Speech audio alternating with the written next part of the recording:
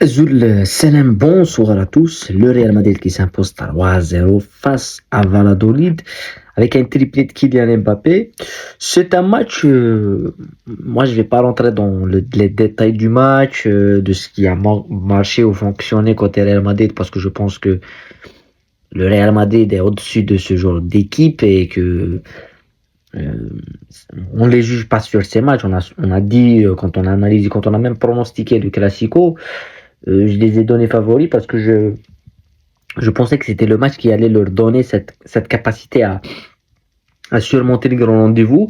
Parce qu'on sait que le Real Madrid a quand même une capacité à bien jouer contre les équipes moyennes. Mais quand ça joue les tops équipes, ça a quand même des problèmes tactiques. Je pense que face à ces petites équipes, ces problèmes tactiques, ces problèmes d'équilibre ne sont pas visibles. Alors que quand tu joues l'Atlético, que tu joues Liverpool ou le Barça, c'est beaucoup plus difficile de défendre, d'avoir cette absence d'équilibre qui est quand même assez visible et qu'on a vu, même face à Valladolid, ils ont eu des occasions Valladolid. Mais, bien sûr, avant de commencer, n'oubliez pas de liker au maximum cette vidéo. Mais je vais plutôt parler de Mbappé, qui met un triplé ce soir. J'ai fait cette vidéo pour Mbappé, parce que je voulais déjà la faire avant. Parce que c'était quand même un joueur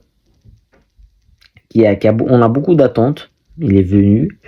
Des débuts ultra compliqués. On se rappelle tous de ces deux matchs, Liverpool ou Bilbao, où il rate un penalty à Anfield et l'autre à Saint-Mamès. On se rappelle des critiques. Il ne peut pas jouer neuf, c'est pas un avant-centre. Il a foutu le bordel dans l'attaque du Real Madrid. Donc, on se rappelle tous de ça. Mais on est forcé de constater que depuis l'interview de Mbappé sur Canal+, c'est plus le même joueur. C'est-à-dire qu'on le sent investi, on le sent fort physiquement. C'est ça la différence, c'est que là, il fait des différences, balle au pied, appel, contre-appel, dans l'espace, on le sent. Et la première étincelle qui nous a un petit peu poussé à dire que oui, il est bel et bien de retour, c'était le Classico où le Real passe à côté. Tous les joueurs passent à côté, Vinicius, Bellingham, Rodrigo, il a fait un bon match, un match moyen, on va pas dire un bon match, il a fait un match moyen, mais tout le monde est passé à côté, sauf Mbappé qui a fait un bon match. Mais ce soir, les deux buts qu'il met, c'est des buts le deuxième but, c'est un but de numéro 9. Il fait un appel dans le dos, il est très très beau. Le premier but, un appel, contre-appel, tac, une 2 dans l'espace, Bellingham il lui le sert, et voilà, ça enroule, c'est la Mbappé, ça enroule et ça met ses buts. Après le péno aussi, ça peut lui donner aussi beaucoup plus de confiance.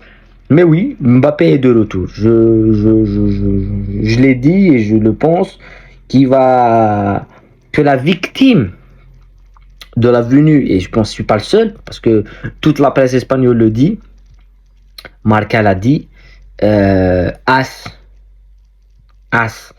l'a aussi dit que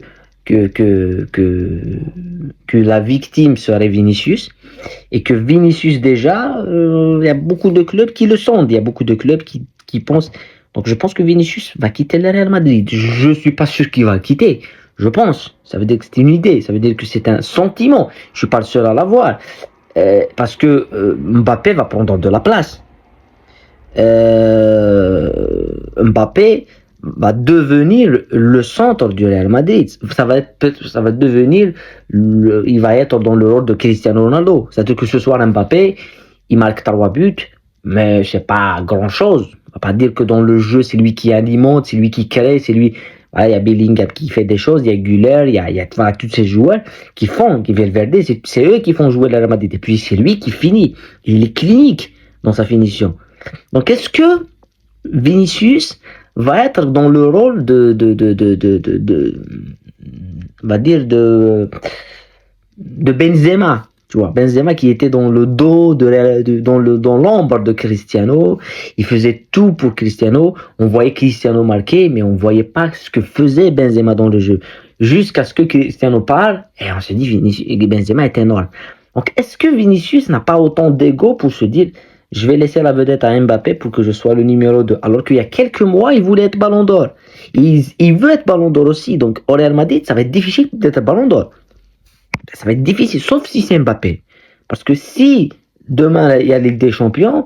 Celui qui gagne, tu auras déjà 2 joueurs ou 3 joueurs du Real Madrid. Ça va être compliqué. Donc, pour Mbappé, pour qu'il gagne le Ballon d'Or, il faut que Vinicius parte. Et pour que Vinicius gagne le Ballon d'Or, il faut que Mbappé soit pas au Real Madrid. Mais pour qu'il gagne, il faut que les 3 combinent. Voilà.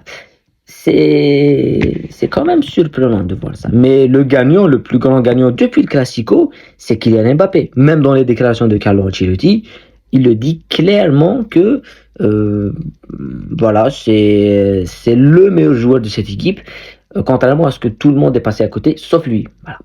Mais on est en force. Voilà. Premier triplé en Liga, je pense que c'est le premier triplé.